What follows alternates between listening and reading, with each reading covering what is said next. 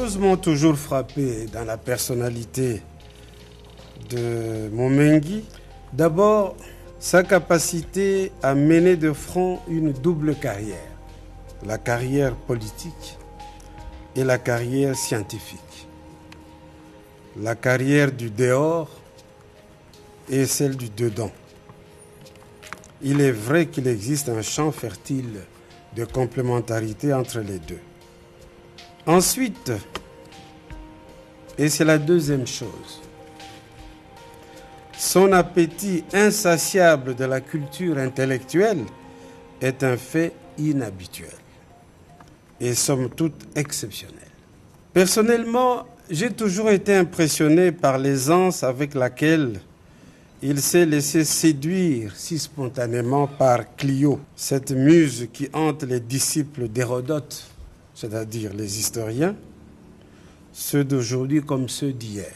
Et j'ajouterai que Moumengi, non content de vivre cette séduction, s'est cru en devoir de s'emparer du discours qui leur est propre, le discours des historiens, de le garder jalousement et d'en faire usage avec tant d'adresse et de pertinence.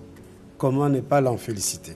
Je me rappelle, on s'est vu, moi j'ai sorti d'un concert et j'ai vu quelqu'un qui distribuait des livres. On est en 1996 à Paris et c'était Didier Moumengi qui venait d'écrire son premier livre, Esprit des ruptures. Et ça annonçait déjà le personnage, l'auteur qu'il allait devenir, qu'il est devenu aujourd'hui. Et il m'a beaucoup aidé parce que pour quelqu'un qui était de ma génération, j'étais un désespéré. Je ne pensais pas que quelqu'un de ma génération pouvait être, enfin comme moi, aussi triste du sort du pays. Il est toujours sans cesse, le malheur du pays, c'est son propre malheur. Et il l'exprime dans le livre.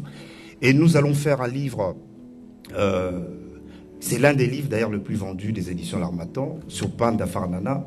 Après sortir de la pauvreté, toujours ça, cette idée forte que le pays doit sortir de la pauvreté, que le pays peut faire mieux, que la RDC, avec le potentiel humain, le potentiel minier, le potentiel écologique qui constitue ces pays, le potentiel historique, que la RDC, c'est un pays qui doit se hisser à la hauteur historique de son territoire. Je suis venu saluer le parcours d'un auteur, à mes yeux, exceptionnel.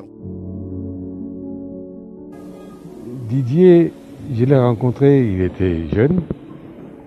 Et j'ai été fasciné par son intelligence, sa perspicacité. Il avait des qualités qui m'étaient chères. Et j'étais très content de voir son efficacité. Il avait des qualités qui sont rares en politique. La constance, la permanence, et puis surtout la conviction. Et il savait exactement où on devait aller. Et il m'a été d'un grand secours dans les combats que j'ai pu faire. Didier a suivi Mouzé, Laurent Désiré Kabila, et je suis très content, je peux vous le dire, que il ait été fidèle à l'idée que je me faisais de lui. Il a rendu à Mouzé un grand service. Pareil, en termes de réflexion, parce qu'il aime son pays. C'est un homme qui aime son pays. Et je n'ai pas à vous rappeler ici tout ce qu'il a fait pour quand le pays fut attaqué par les hordes extérieures, et comment il a tenu debout, et comment il a honoré la promesse faite à Mouzé. Et j'en suis fier. Il a été ministre sous Mouzé et il a fait un très bon travail. Il n'a pas trahi Mouzé. Et ce qui est important pour moi de remarquer, c'est que Didier aura été digne de son pays. Son avenir est prometteur.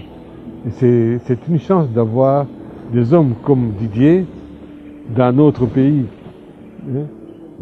C'est pas, ce pays a l'art d'ignorer les intelligences. On n'enterre pas les intelligences. Il faut s'entourer de ces intelligences-là. Personne n'a la science infuse. Et son avenir politique, je n'en doute pas, est prometteur. Quand je dis le pays n'a pas épuisé ses ressources, ma pensée va vers des hommes comme Didier, parce qu'il croit en la République. Il croit en la République, et c'est pour cela, je crois, qu'il ne cessera pas de penser au pays. Il ne cessera pas de cogiter sur comment sortir le pays de l'impasse. Ce qui m'a frappé en lui, c'est d'abord l'amour qu'il a pour son pays. Ça, c'est très important. Didier, ce n'est pas un tribaliste. Ce n'est pas quelqu'un qui pense ce pays au travers de sa communauté tribale. Non, il pense le pays comme un tout. Et ça, c'est important. Nous réfléchissions souvent sur quelle est la forme que nous devons donner à l'État. Quelle est la politique que nous devons mener dans ce pays. Mais trouvez quelque chose qui vous ressemble, qui est vous-même. Cherchons quelque chose d'authentique, c'est-à-dire qui soit vrai pour nous-mêmes, qui exprime notre culture. Et nous l'avons trouvé, je crois. Nous sommes qui sommes-nous? Des libéraux? Des communistes? Non, nous ne sommes pas cela. Qui sommes-nous alors? Nous sommes des communocrates. Voilà, la communocratie. Et voilà l'idée que nous avons développée. Et d'ailleurs, plus tard, Didier a écrit un livre là-dessus. Nous sommes maintenant dans une situation où la crise interne et la crise externe se conjuguent pour broyer la République. Et c'est là où le pays a besoin de ses enfants. Et un homme comme Didier est très important dans ce combat-là. Et je sais que Didier, ce n'est pas un homme qui s'est fait amadouer par quelques miettes ou quelques galettes qu'on peut donner. Ce n'est pas un homme qui peut vendre son pays contre des palliatifs à court terme. Non, c'est un homme de conviction, mais qu'il reste lui-même. J'ai vécu ensemble avec Patrice Emery Lumumba, que vous voyez là-bas. Le président du MNC authentique, M. Mabiga Kalanda, et moi du MNC rénové, nous avons unifié et nous avons obtenu l'arrêté du mouvement national congolais Lumumba. Et là, nous avons fait venir tous les camarades, entre autres, je vais vous parler du camarade Moumengi, qui était aux études à cette époque-là. Mais Moumengi, il était plus jeune. Et nous l'avons constaté qu'il avait beaucoup de talent. Et parmi les secrétaires nationaux de notre parti, nous l'avons proposé à Maître Ruiz qu'il soit notre représentant dans beaucoup des organes qu'on nous avait toujours sollicités. La première demande qu'on nous a demandée dans le gouvernement de M. Tshisekedi, nous avons aligné M. Moumengi et Mme Brigitte Lundula.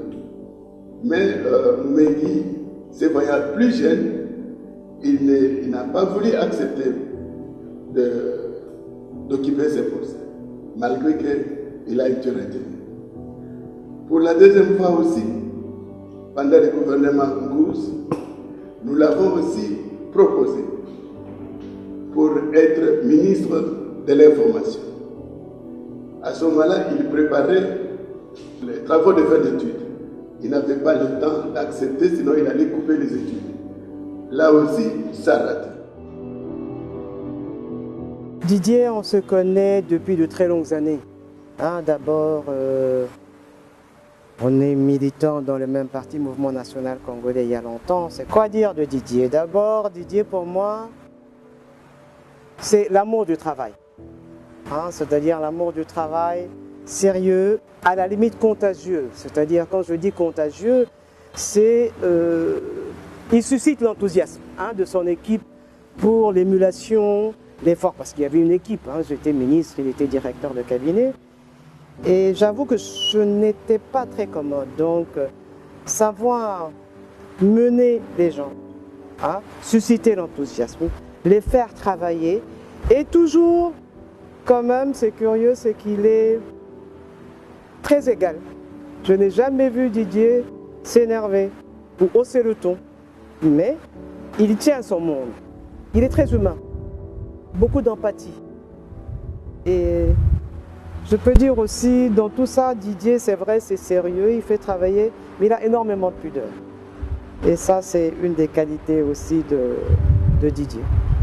Il suscite l'enthousiasme, il fait adhérer les gens à des idées, à des valeurs. C'est quelqu'un qui bouge, qui fait avancer les choses, qui croit aux choses et qui les fait advenir réalité. Et moi, j'y crois et je crois qu'il est appelé à de très hautes fonctions. Il m'a vu, c'était en 95, que je le verrai de visu, alors que j'avais auparavant lu certains de ses articles très vitrioléens déjà dans le journal Le Monde. Et alors tout de suite, la conversation s'est engagée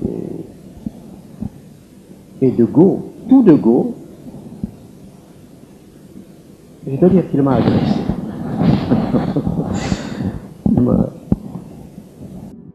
En me posant des questions sur mon parcours politique au sein du régime de la Deuxième République, mais spécialement la partie concernant la présidence de la République.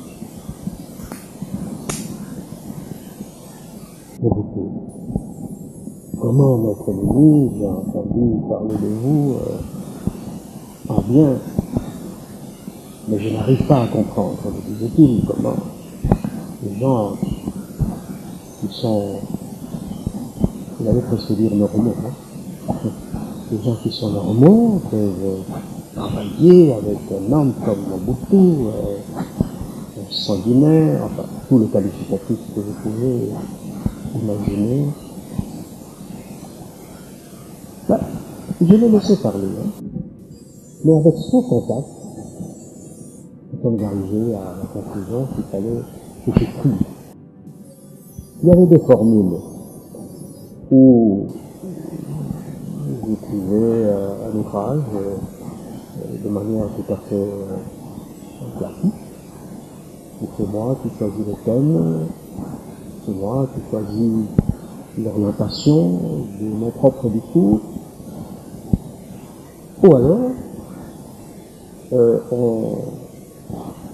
on prenait une autre option, celle d'une conversation, une sorte de livre-débat. Et alors là, Didier a pris ce travail, on va dire, à bras le corps, c'est une expression qu'il aime bien dire. C'est un livre qui s'appelle L'avenir à bras le corps.